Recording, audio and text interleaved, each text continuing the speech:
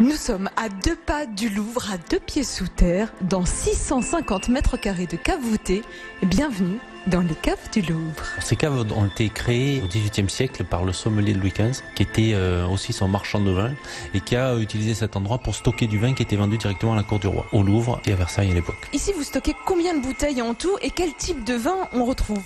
Ici, on va stocker environ 1500 bouteilles qui vont venir de partout en France, qui vont avoir à peu près tous les prix, à partir de 5 € jusqu'à 2000 € pour les plus prestigieux Bordeaux. Alors, la bouteille la plus prestigieuse qu'on peut trouver ici, c'est une bouteille de Pétrus 2016 qu'on va trouver ici, juste là, qui est un vin exceptionnel d'un château très célèbre et qui est déjà indisponible et qui aujourd'hui va sortir autour de 2000 € la bouteille. Mais au goût, qu'est-ce qu'elle a ? Qu'est-ce qu'on dit de cette bouteille-là, par exemple ? Si on l'ouvrait, on l'ouvre si vous voulez. Oui, allez chercher un tire-bouchon. D'accord, pas de problème. On est sur un millésime 2016, c'est un vin qu'on peut attendre pendant 20, 30, 40, 50 ans. Mais c'est trop long là, vous m'avez parlé d'aller chercher mon tire-bouchon, moi j'étais prête. Effectivement, d'ici là, il sera mort.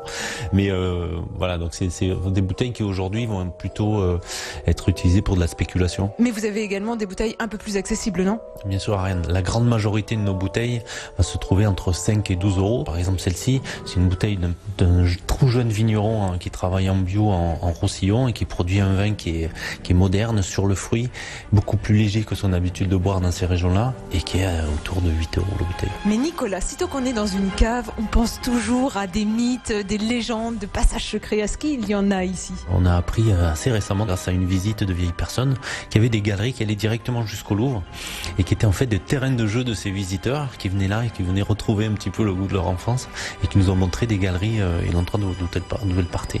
Ce qui veut dire que le roi allait allègrement se servir dans les caves directement par le souterrain, n'est-ce pas ?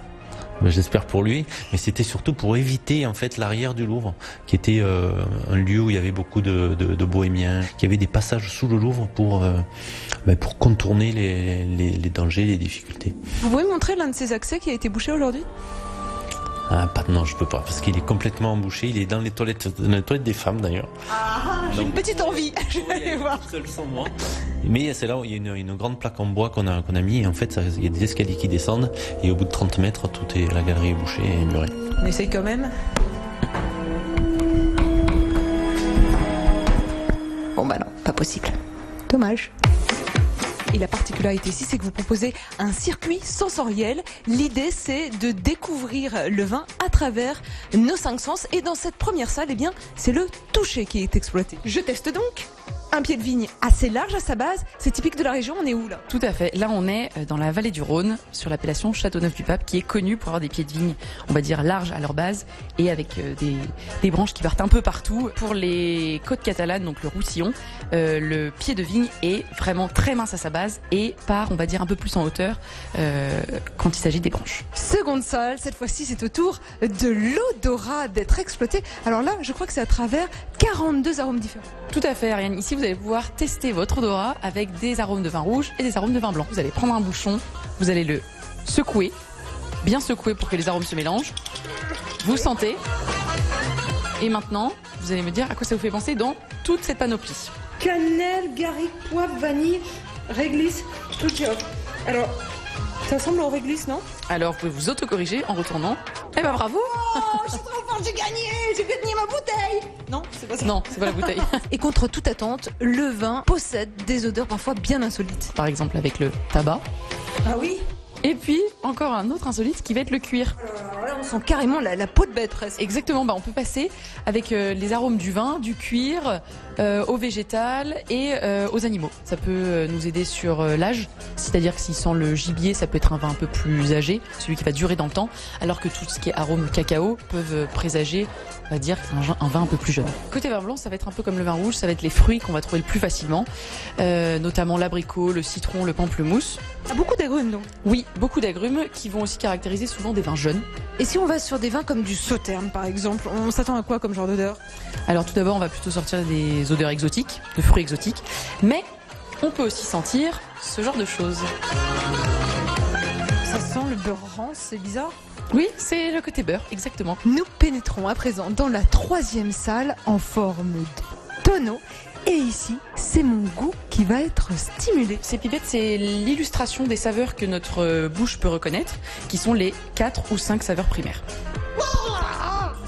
Oh, mais c'est quoi? Mais c'est de l'eau de mer là que j'ai dans la bouche, c'est infâme. Celle-ci, c'est la saveur salée. Oh non, mais c'est de l'eau croupie là que je viens de goûter, c'est quoi? Je crois que celle-ci, c'est umami.